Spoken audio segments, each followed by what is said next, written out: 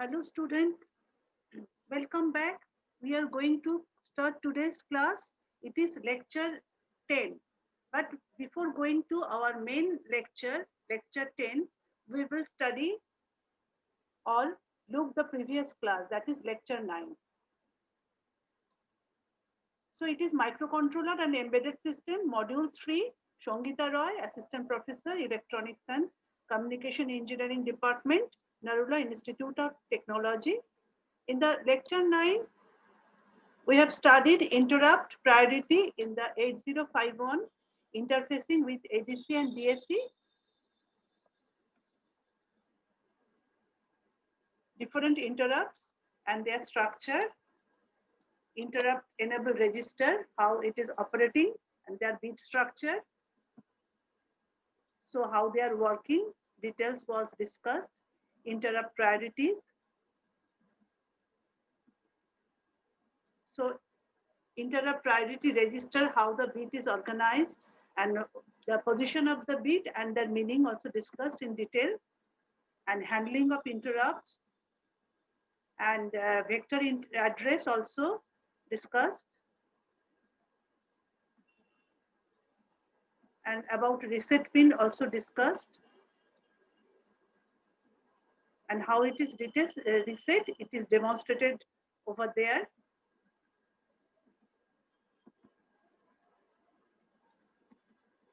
So we are going to start today's lecture, that is lecture 10. RS-232 Serial Communication Protocol, Basics, Working and Specifications.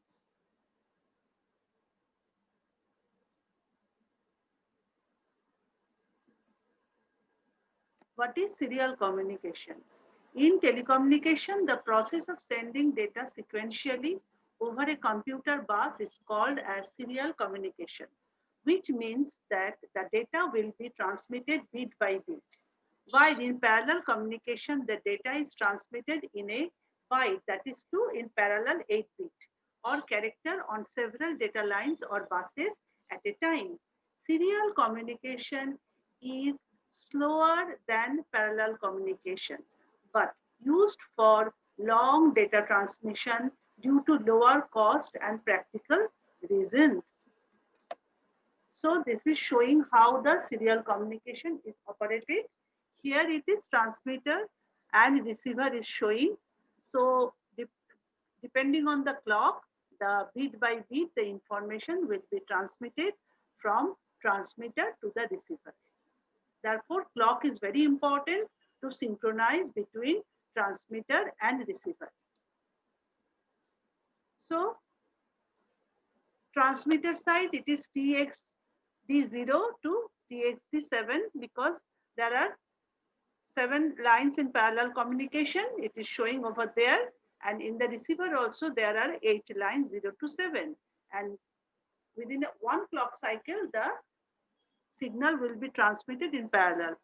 Where in case of serial communication, within 8 consecutive bits will be transmitted in 8 clock pulses. Therefore, it is obviously slower.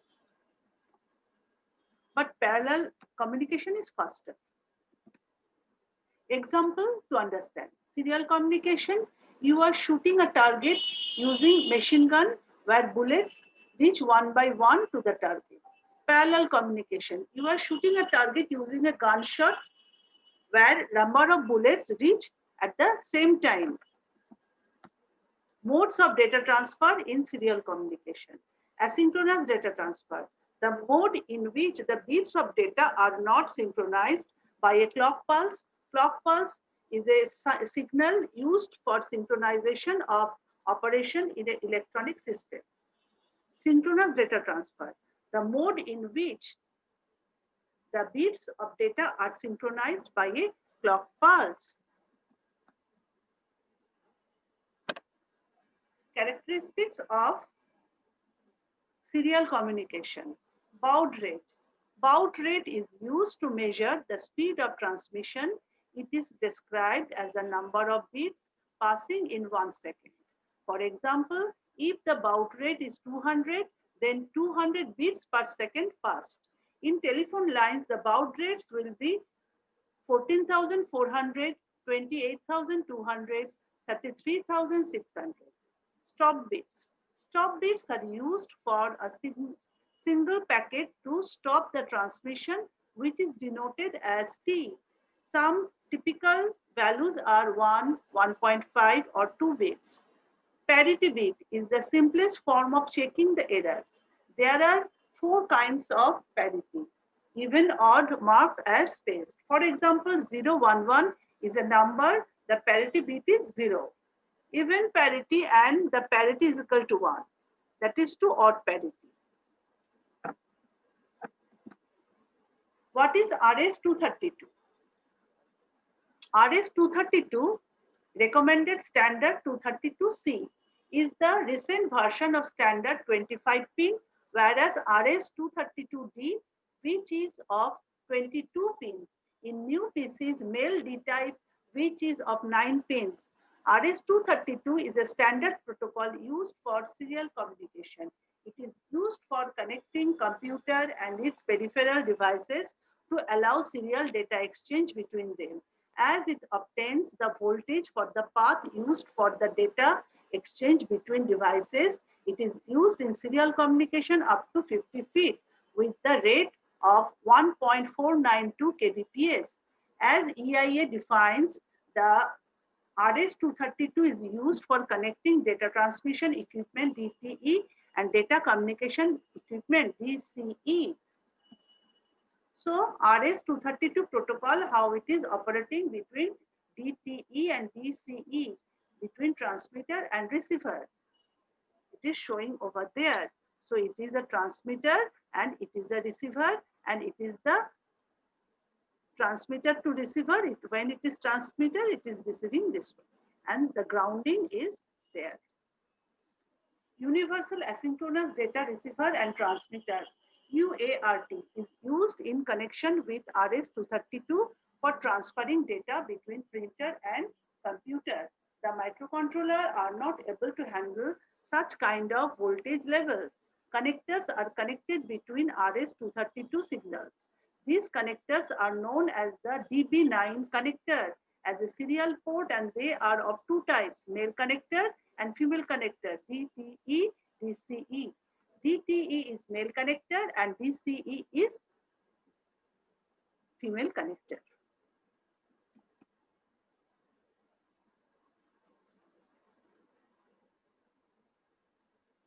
Electrical specification. Let us describe the electrical specification of RS-232 given below. Voltage levels. RS-232 also used as ground and 5-volt level. Binary 0 works with voltage up to plus 5 volt to plus 15 volt DC. It is called as on or spacing high voltage level, whereas binary 1 works with voltage up to minus 5 volt to minus 15 volt DC. It is called off or marking or low voltage level. Receiving signal voltage level. Binary 0 works on the received signal voltage up to plus 3 to plus 13 volt DC, and binary 1 works with voltages up to minus 3 volt to minus 13 volt DC. Line impedances. The impedance of wires is up to 3 ohms to 7 ohms, and the maximum cable length are 15 meters. But new maximum length in terms of capacitance per unit length. Operation voltage. The operation voltage will be 250 volt AC max. Current rating. The current rating will be 3 amps max. Dielectric withstanding voltage 1000 VSE mean. Slew rate. The rate of change of signal levels is termed as slew rate. With its slew rate up to 30 volt per microsecond, and the maximum bit rate will be 200 kbps. The rating and specification changes with the change in the equipment model. Now, how RS-232 works? RS-232 works on the two-way communication that exchanges data to one to another. There are 2 devices connected to each other, DTE, data transmission equipment, DCE, data communication equipment, which has the pins like TXD, RXD, RTS and CTS. Now from DTE source, the RTS generates the request to send the data. Then from other side DCE, the DTS clears the path of receiving the data. After clearing a path, it will give a signal to RTS of the DTE source to send the signal. Then the bits are transmitted from DTE to DCE. Now again from DCE source, the request can be generated by RTS and CTS of DTE sources, clears the path for receiving the data and gives a signal to send the data. This is the whole process through which data transmission takes place. Now TXT represent transmitter, RXT represent receiver, RTS request to send, CTS clear to send, GND ground. For example, the signal set to logic 1, that is to minus 12 volt. The data transmission starts from next bit and to inform this. DTE sends start bit to DCE. The start bit is always 0, that is to plus 12 volt, and next 5 to 9 characters is data bits. If we use parity bit, then 8 bit data can be transmitted, whereas if the parity doesn't use, then 9 bits are being transmitted. The stop bits are sent by the transmitter whose values are 1, 1.5 or 2 bits after the data transmission.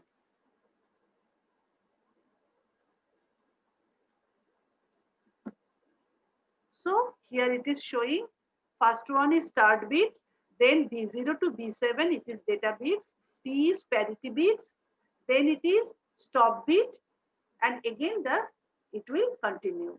So this is a total how the structure of the bit is there. It is shown in this figure. So now the mechanical specification. For mechanical specification, we have to study about two types of connectors, that is DB25 and DB9. In DB25, there are 25 pins available, which are used for many of the application, but some of the application didn't use the whole 25 pins. So the 9-pin connector is made for the convenience of the devices and equipments.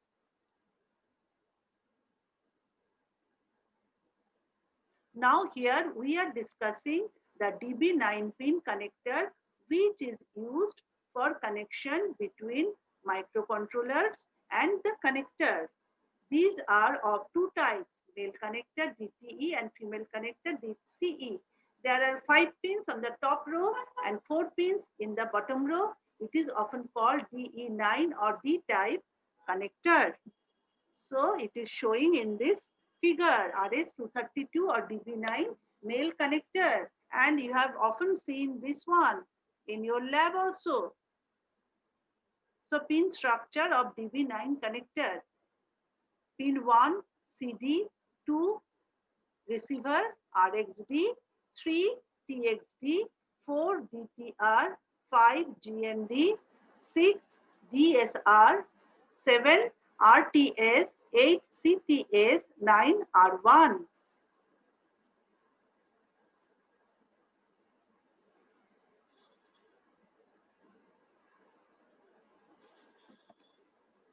So RS232 or DB9 female connector, it is showing over there. Here the pin is CD, 1, 2 is TXD, 3 is RXD, 4 is DTR, 5 is GND, 9 is R1, 8 is RTS, 7 is CTS, 6 is DSR. So pin description, DB9 connector. Pin 1, pin name is CD carrier detect. Pin description, incoming signal from DCE. Pin number 2, it is RD, receive data, receives incoming data from DTE. 3, transmit data, TD. send outgoing data to DCE. 4. DTR, data terminal ready, outgoing handshaking signal. 5. GND, signal ground, common reference voltage. 5. DSR, data set ready, incoming handshaking signal. 7. RTS, request to send outgoing signal for controlling flow. 8. CTS, clear to send incoming signal for controlling flow. 9. RI, ring indicator, incoming signal for DCE. Now, what is handshaking? How can a transmitter transmit and receives data, receiver receive data successfully? So the handshaking defines how this happens. Handshaking is the process which is used to transfer the signal from DTE to DCE to make the connection before the actual transfer of data starts. The message between transmitter and receiver can be done by handshaking.